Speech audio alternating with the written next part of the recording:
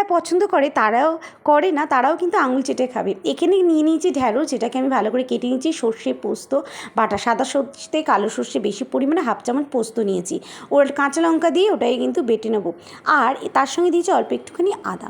এরপরে এটাকে কিন্তু ভালো করে মিক্সিতে বেটে নেবো। আর এবারে কড়াইয়ের মধ্যে দিয়ে দিলাম আলু কিন্তু আমি আগেই ভালো করে ভেজে রেখেছি, দেখতেই পাচ্ছ আলুগুলো প্রায় এখানে ভাজাতেই সেদ্ধ হয়ে গেছে। সেম সাইজে ঢ্যাঁড়সগুলো মাঝখান দিয়ে চিড়ে তারপরে আমি মাঝখান দিয়ে ফালি দিয়ে নিয়েছি। দেখতেই পাচ্ছ ঢ্যাঁড়সটা এমনভাবে চিড়তে হবে যেন দুফালা না হয়ে যায়।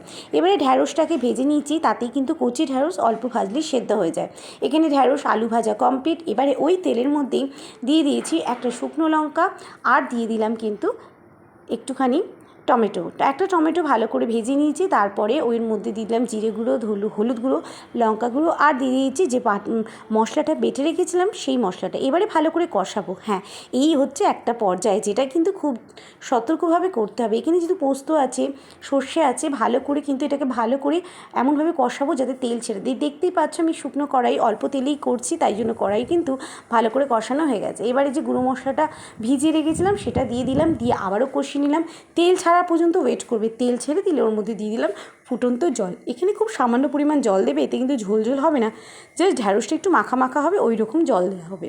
জল দেওয়ার পর এটাকে চাপা দিলাম, টকবক করে ফুটতে শুরু করবে তাড়াতাড়ি। এরপরে এটাকে ভালো করে ফুটতে শুরু হলে কিন্তু এর মধ্যে দিয়ে দেবো ভেজে রাখা আলু, আর আলুটা দেওয়ার ঠিক 5 মিনিট পরে দিয়ে দেবো ভেজে রাখা ঢ্যাঁড়সগুলো। এত সুন্দর এই রেসিপি না, প্রত্যেকের ভালো লাগবে। অবশ্যই ঘরে ট্রাই করো, নিরামিষ রেসিপি। সাধারণত খুব একটা স্বাদ করতে অনেকেই পারে না, এই সিম্পল সহজ রেসিপিটা করো, প্রত্যেকের ঢ্যাঁড়সের প্রতি একটা ভালোবাসা এসে যাবে আলাদাই।